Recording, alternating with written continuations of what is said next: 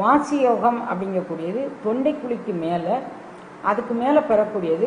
அந்த வாசி யோக சாதனையாளர்கள் வள்ளல் பெருமானார் எல்லாருமே 9 வாசல் அப்படின்னு சொல்லும்போது இந்த 9 வாசலில் 2 வாசல் நம்ம மூக்கு நுனிக்கு நேர உள்பகுதியில் இருக்கக்கூடிய 2 வாசலையும் அவங்க எருவாய் கருவாய் அப்படின்னு சொல்கிறாங்க. இந்த தொண்டைக்கு மேலே பெறக்கூடிய அருள் அனுபவம் பற்றியது இந்த வாசி யோகத்தில். எந்த பயிற்சியுமே உத்தரவாதமாக சொல்கிறேன், சும்மா ஒன்றுமே இல்லை. திருவாசக தீக்கை. திருவாசக தீக்கை என்பது திருவாசகத்தின் 4 நெடும்பாடல்கள், அதாவது சிவபுராணம், கீர்த்தி திருஅகவல், திரு அண்டப்பகுதி மற்றும் போற்றி திருஅகவல் ஆகியவற்றை ஓதி திரு அண்டப்பகுதியினை 108 முறை ஓதி கும்ப ஜபம் செய்து அக்கும்ப நீரினால் தீக்கை பெறுபவர்களை நீராட்டுவது. இதன் மூலம் திரு அண்டப்பகுதியின் மந்திர உருச்சொற்களால் முயற்சியும் நம்பிக்கையும் இடையறா அன்பும் உடைய அன்பர்கள் திருவாசகத்தின் சிறப்பினை அனுபவப் பொருளாக உய்த்து உணர்வார்கள். வாசி சாத்திரத்தை கூறும் ஒரு நூலிலிருந்து இப்போ நம்ம பார்த்துக்கிட்டு இருக்கோம். இந்த ஞானத்தாளிசை மாணிக்கவாச சுவாமிகள் என்று கூறப்படுகின்றவர் இயற்றியதாகிய ஒரு நூல். 12 பாடல்கள் கொண்டது. அடுத்த பாடல் அவர் சொல்வார், நெஞ்சில் பொருளடி கண்டபின் நெஞ்சில் பகையற்றாய், நேசத்தோடு பார் மங்கையர் மேலும் நினைவற்றாய், மிஞ்சிச் சொல்லும் உரை ஆண்மையும் வீம்பும் இடும்பும் அற்றாய், விரதங்களும் வேதங்களும் வீண் ஆகமம் மறந்தாய், அஞ்சும் உடலாய் கண்டபின் ஆசை தொடரற்றாய், ஆறும் திருக்கோயில் சிவம் அதுவும் தனில் உற்றாய், தஞ்சமெனும் ஞானக்கடல் மூழ்கும் திறமாகி தாழ் சேர்ந்தனை குறைவியேது இனி சலியாது இருமனமே. தாழ் அனுபவம் அப்படிங்கக்கூடிய ஒரு அனுபவத்தை பற்றி இதில் சொல்கிறாரு. நம்ம தாழ் அனுபவம் அப்படின்னு சொன்னால் என்ன அப்படிங்கக்கூடியதை இப்போ ஞானத்தாளிசைக்குள்ளே நுழையும் போது அதுக்கான விளக்கத்தில் இதை மட்டும் பார்க்குறேன். ஏன்னா வாசி யோகம் பயில்றவங்க புறச்சடங்குகள் புற பூஜைகள் எதுலையுமே அவங்களுக்கு பற்று கிடையாது. அகத்தே தான் இறைவனை கண்டுகொள்ளக்கூடிய ஒரு பூஜையை செய்வாங்க. இன்னும் சொல்லப்போனால் நியமமாக வாசி சாதனை பயிலக்கூடியவர்கள் வடகரை சித்த மார்க்கத்தை சேர்ந்த அந்த அடியவர்கள் பூநூல் போட்டுக்கிறவங்களா இருந்தால் பூநூல் எடுத்துருவாங்க. உவிதி ருத்ராட்சம் இது போட்டுக்கிட்டு இருந்தால் அதெல்லாம் எடுத்துருவாங்க. நியமமான காரியத்தில் இருக்கிறவங்க வெள்ளை வேஷ்டியும் வெள்ளை மேல் அங்கவஸ்திரம் தான் போட்டுப்பாங்க. சட்டை கூட அவங்க போட்டுக்க மாட்டாங்க. தாடி மீசை இதெல்லாம் எதுவுமே எடுத்துக்க மாட்டாங்க. தலைமுடி கொண்டை தான் போட்டுக்குவாங்க. இதெல்லாம் ஆணுக்கு எப்படியோ அதே மாதிரி பெண்ணுக்கும் அதே கருத்து தான். அவங்க இல்லறம் அவங்களுக்கு நிஷேதிக்கப்படலை. இல்லறத்தில் இருந்தே நல்லறத்தை எல்லாம் அனுபவிக்கலாம் அப்படிங்கக்கூடியது தான் அவங்களுடைய கோட்பாடு. அதனால் பெண்களும் தூய்மையான வெள்ளாடை அந்த ஆண் மாதிரி தான் இவங்களும் வெளியே போகும்போது மேலாடை போட்டுக்குவாங்க. வீட்டுக்குள்ளே இருக்கும்போது அவங்களும் வெள்ளாடை சேலை மட்டி கட்டிக்குவாங்க. இந்த மாதிரி ஆண்கள் வெளியே போனாலும் வேஷ்டி துண்டோடு தான் போவாங்க. அவங்க வேறு எதுவும் போட்டுக்க மாட்டாங்க. தவிர்க்க முடியாத சூழ்நிலையில் ஆஃபீஸில் வேலை பார்க்குறவங்க அவங்க சந்தர்ப்ப சூழ்நிலைக்கு தகுந்த மாதிரி போனாலும் வீட்டுக்கு வந்ததுலேருந்து அவங்க அதே மாதிரி தான் இருப்பாங்க. இது வாசியோக சாதனையாளர்கள் செய்யக்கூடியது. இதை இதில் சொல்கிறாரு, வாசியோக சாதனையாளர்களுடைய பயிற்சிக்கு சித்த யோகம் அப்படிங்கக்கூடியதில் இந்த நியமங்கள் எல்லாமே சித்த யோக நெறிமுறைகள் இதெல்லாம் சொல்லியிருக்கு. இதுவும் கூட ஒரு கட்டுப்பாடு தான். நான் வெள்ளாடை எதுவுமே இல்லை, புறச்சாதனைகள் எதுவும் தேவையில்லைங்கும்போது இதுவும் தேவையில்லை தான். ஆனால் அவங்க இது எதுக்குன்னா மனதை மயக்கக்கூடிய வண்ணங்கள் மனதை மயக்கக்கூடியது. அது மாதிரி போட்டால் இன்னும் மோகம் அதிகரிக்கும் அப்படிங்கிறதுனால புறத்தை எந்த விதமான அலங்காரங்களும் பண்ணிக்கொள்ளாமல் இருக்கிறதுக்கு இது மாதிரி அவங்க வச்சுருக்குறாங்க.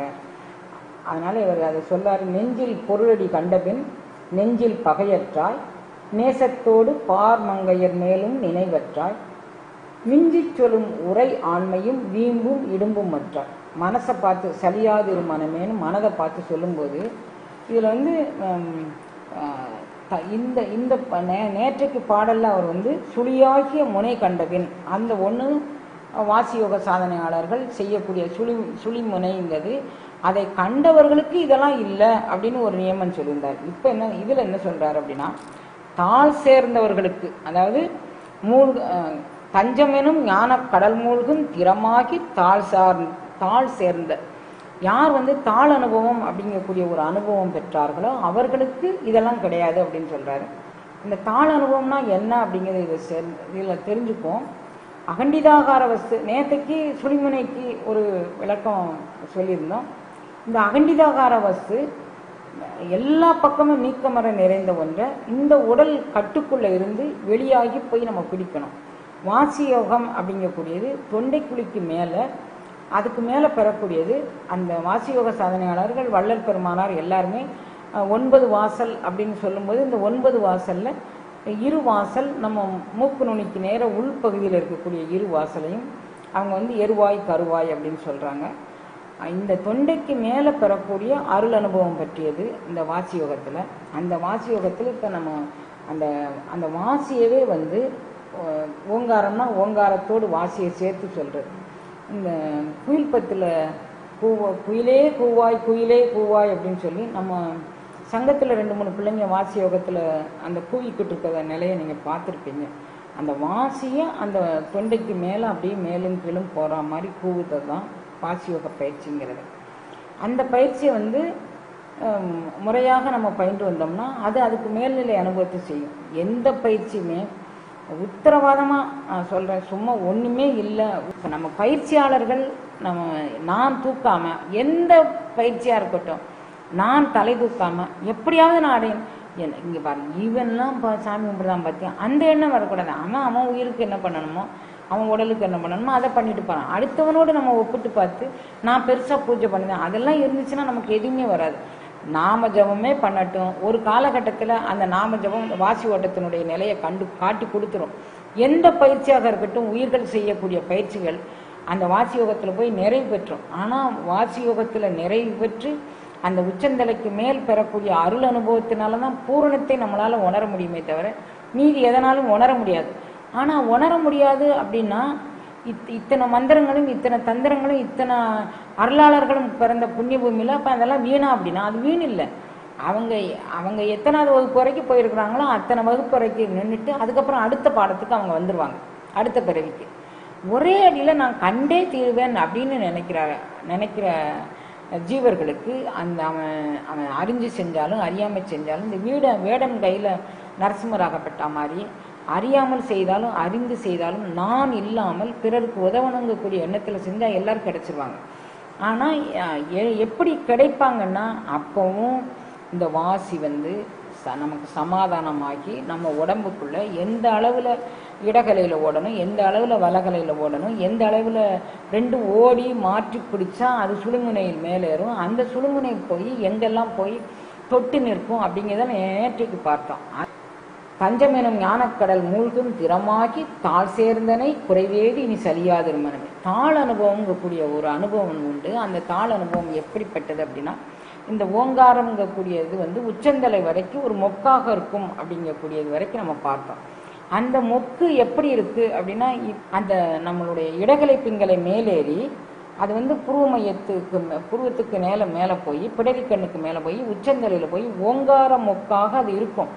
அந்த ஓங்கார மொக்க அதுக்கு உச்சந்தலைக்கு மேலே வெளிவரக்கூடிய ஆற்றல் அதுக்கு அவ்வளவு பூரணத்துவமாக கிடையாது. அதுக்கு மேல் செயல்படக்கூடியது பேரண்ட நாயகனுடைய திருக்குறனை மட்டுமே செயல்படக்கூடியது.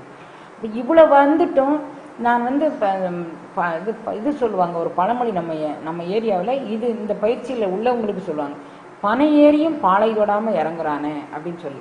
பனை வரைக்கும் ஏறியாச்சு. பனைங்கிறது இந்த உடல்ல நம்ம திருமந்திரத்தில் இதையே பனைன்னு சொல்லியே சொல்றாரு. உச்சந்தலை வரைக்கும் போயும் அதற்கு மேல் வெளிக்கடக்கக்கூடிய ஒரு நிலை அனுபவம் நமக்கு வராதனால நம்ம ஏங்கி நின்று அந்த குருவை பற்றி கொண்டு சரணாகதியா பண்ணணும்னா சரணாகதி அந்த குருநாதர் ஈர்த்து நம்மை பிடித்து ஆட்கொள்வார். அப்போ எப்படி இரும்பு துருஏறிய இரும்பா இருந்தால் கூட காந்தம் பிடித்து இருக்குமோ அது மாதிரி உச்சந்தலைக்கு மேல் வரக்கூடியது இந்த உயிரினுடைய பரிணாம வளர்ச்சியை அது வெளிப்படுத்தி கொண்டு அகண்டிதாகாரத்தில் அது நமக்கு காட்டி கொடுக்கும். அதை வேந்தனாய் வெளிக்காட்டிய அற்புதம் அறியேனே அப்படின்னு சொல்லி அதை பார்ப்பாரு. இதுவரைக்கும் இந்த உடல் கூண்டுக்குள்ளே கடந்து இதில் பெறக்கூடிய அனுபவமே, இதில் பெறக்கூடியதே, இந்த உடல் கூண்டுக்குள்ளே பெறக்கூடியதே பெரிய பெரிய காட்சிகள், காண்பன பலவாய் காட்சிகள் பலவாய், பெரிய அந்த எண்ணிலா திருக்கோலம் கண்டேன் அப்படின்னு எல்லாம் சொல்றாரு. கணக்கிலா திருக்கோலம் காட்டினாய் கழுக்குண்டிலே, அப்போ காணனா திருக்கோலம் காட்டினாய் கழுக்குண்டிலேன்னு இந்த உச்சந்தலைக்கு உள்ளே பெறக்கூடியது இவ்வளவு இருக்கு. அதுக்கப்புறம் உச்சந்தலை கடந்து பெறக்கூடியது அது என்ன ரொம்ப நீங்கள் நினச்சி பாருங்க. 224 புவனங்கள் அதனுடைய பெரிய தன்மைகள்லாம் நீங்கள் நினச்சி பாருங்கள். அவ்வளவு அனுபவமும் சேர்த்து நமக்கு தர்றதா இந்த தாள் அனுபவம். அப்போ இப்போ நீங்கள் ஒரு மனக்கற்பனை, ஏன்னா இது உங்களுக்கு எல்லாருக்கும், திருவாசக தொண்டர்கள் எல்லாருக்கும் இது ரொம்ப பரிச்சயமானது. ஞானத்தாழிசை தொண்டர்களுக்கு புதிய அனுபவம். அதனால் சொல்கிறேன். அகண்டிதாகாரமாக அந்த 224 புவனங்களிலும் உண்டான ஒளிவெள்ளம் தன்னை குறுக்கி கொண்டு அகப்படுத்தி ஆட்கொண்டும் உயிருக்கு உச்சந்தலை வழியாக ஒரு ஒளிவண்ணமாக உள்ளே இறங்குவது தான் தாள் அனுபவம் அப்படிங்கக்கூடியது. அது உச்சந்தலை வழியாக உள்ளே இறங்கும். அந்த அனுபவத்தை தான் தாள் அனுபவம், மலர் அனுபவம், மலரடி அனுபவம். அந்த அடின்னு சொல்றது நம்ம திருடி புகழ்ச்சியில் பதம்னு சொல்றது முழுமையும் இதை தான் சொல்றார். அந்த முழுமையான பதம் அனுபவத்தை இந்த பெற்றவர்கள் என்ன அவர்களுடைய நிலை என்ன அப்படின்னு இதில் சொன்னார். நேற்றைக்கு சுழிமுனை அனுபவம் கண்டவர்கள் நிலை என்னன்னு சொல்றாரு. இப்போ தாள் அனுபவம் பெற்றவர்கள் நிலை என்னன்னு சொல்றாரு. நெஞ்சில் பொருளடி கண்டபின் நெஞ்சில் பகையற்றார். நெஞ்சு அப்படிங்கக்கூடியது பொருளடி கண்டபின் அப்படின்னா நெஞ்சுக்குள்ள என்ன இருக்குன்னா, உள்ளம்தாள் நின்று உச்சியளவு நெஞ்சாய் அப்படின்னு சொன்னா உள்ளம் நெஞ்சு இது எல்லாமே ஒரு ஒரு பொருளை தரக்கூடிய பல சொற்கள். அப்ப நெஞ்சில் பொருளடி கண்டபின் இந்த உள்ளத்துக்குள்ள பொருளின் அடி அனுபவம் என்ன அப்படிங்கக்கூடியதை உச்சந்தலை வழியாக உள்புகுந்துதான் இது அடி அனுபவம் அப்படிங்கக்கூடியதை நம்ம புரிஞ்சுக்கிட்டோம்னா நெஞ்சில் பகையற்றான். யார் மேல கோபம் வந்தானாலும் அவனும் இறை இறை சொரூபமானவன் தான். இந்த கிடைத்திருக்கிற மானிடம் பெற்றவன் தான் அவனும். இவனும் இவ்வளவு புறம் பேசிட்டால இவளும் இறை அனுபவம் பெற்றவள் தான். அப்ப நம்ம யாரை போய் என்ன நொந்துக்கிறது? கொஞ்சம் மனதுல வலி ஏற்பட்டா கூட அது நிலைச்சு நிக்கிறது இல்லை. நெஞ்சில் பொருளடி கண்டபின் நெஞ்சில் பகையற்றாய். உனக்கு எந்த விதமான பகைமை உணர்வும் இல்லை. நெஞ்சில் பகைங்கிறது நம்ம புறப்பகை மட்டும் இல்லை, நெஞ்சில் பகைங்கிறது நம்ம ஏற்கனவே சொல்லமே, காம உட்பகைவன் கோபவங்க இவர்களும் இவர்களுக்கு உற்ற உறவான பேர்களும் தான் நெஞ்சில் பகை. அப்ப நெஞ்சில் பகையற்றாய் நேசத்தோடு பார்மங்கையர் மேலும் நினைவற்றாய். பந்தவாசங்கள் வயப்பட்டு இந்த பார்மங்கை இந்த புவி உலகத்துல எப்பவுமே அட்ராக்ஷன் ஒரு ஜெண்டர் இன்னொரு ஜெண்டர் மேல, அதாவது ஒரு பால் இன்னொரு பால் மேல ஈர்ப்பு கொள்வது உலக இயல்பு. அதுல தான் சிருஷ்டியினுடைய பரிணாமமே அதுல தான் இருக்கு. அது தவறுன்னு சொல்ல முடியாது. ஆனா அப்படி மாதிரி உண்டான ஈர்ப்பு உனக்கு வரவே வராது. இந்த அருள் அனுபவம் முற்ற உயிருக்கு, இந்த தாள் அனுபவம் முற்ற உயிருக்கு, சுழிமுனையின் உச்சத்தை தொட்ட உயிருக்கு இந்த ஈர்ப்பு வராது. நேசத்தோடு பார்மங்கையர் மேலும் நினைவற்றாய் மிஞ்சி சொல்லும் உரை ஆண்மையும் மீம்பும் இடும்பும் அற்ற. என்ன பார்த்துங்க அப்படி சொல்லிட்டான் பாருங்க. மிஞ்சி சொல்லும் உரை ஆண்மை. ஏய் எங்க வச்சுக்கிட்ட? இங்க இது செல்லுன்னு நினைச்சுக்கிட்டேன் சொல்ற அந்த பாடி லாங்குவேஜ்னு சொல்லுவாங்க. பாடி லாங்குவேஜே ஒரு மாதிரி அவங்க பேசுறது, அந்த துணி, அந்த தோரணை, இது எல்லாமே உனக்கு ஆணவத்தினுடைய தன்மையினாலதான். சொல்லும் போதே இவன் எங்க இவன் எதை செய்யறான்னு நினைச்சுக்கிட்டு இருக்கான். இங்க இது செல்லுமா? இது மாதிரிலாம் நீ சொல்ல மாட்டப்பா.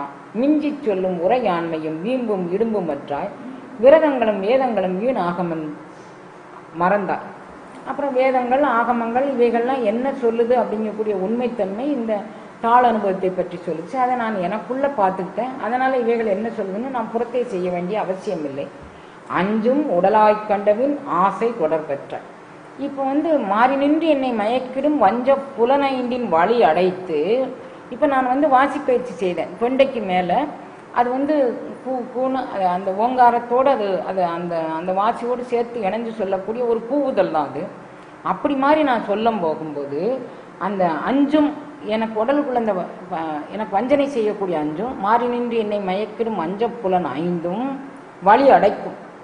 அது வழி அடைச்சிச்சுன்னா ஊறி நின்று என்னுள்ள எழு பரஞ்சோதி, எனக்குள்ள இந்த தாள் அனுபவம் எனக்குள்ளே எழுந்துரும். அது சொல்றார். அஞ்சும் உடலாய் கண்டபின் ஆசை தொடர்பற்றாய் ஆறும் திருக்கோயில் சிவம் அதுவுந்தனில் உற்றார். எல்லாரும் திருக்கோயில் தான். யாரும் நாம் பார்க்குற சொருபம் எல்லாம் எம்பெருமானுடைய சொருபம் தான், அகண்ட விஸ்வத்தினுடைய தன்மை தான். அதை நான் பார்த்தேன். தஞ்சம் எனும் ஆறும் திருக்கோயில் சிவம் அதுவும் தனில் உற்றாய் தஞ்சம் எனும் ஞானக்கடல் மூழ்கும் திறமாகி தாழ் சேர்ந்தனை குறைவேது இனி சலியாது இருமனமே. இந்த தாள் அனுபவம் கிடைக்க பெற்ற பிறகு நமக்கு ஏதுப்பா குறையே கிடையாது. நீ தளர்வில்லாமல் நீ மன நிறைவோடு இருக்கலாம் நெஞ்சே அப்படின்னு நமது நெஞ்சத்திற்கு அவர் ஒரு ஆறுதல் சொல்லி நம்மளை வழிபடுத்துகின்றார். இந்த தாள் அனுபவம், நேற்றைக்கு சுழுமினை அனுபவத்தை பற்றி சொன்னார், இன்னைக்கு தாள் அனுபவத்தை பற்றி சொல்லியிருக்கிறாரு. திருவருள் குத்து வைக்க நாளைக்கு என்ன சொல்கிறாருன்னு நாளைய பாடத்தில் பார்க்கலாம்.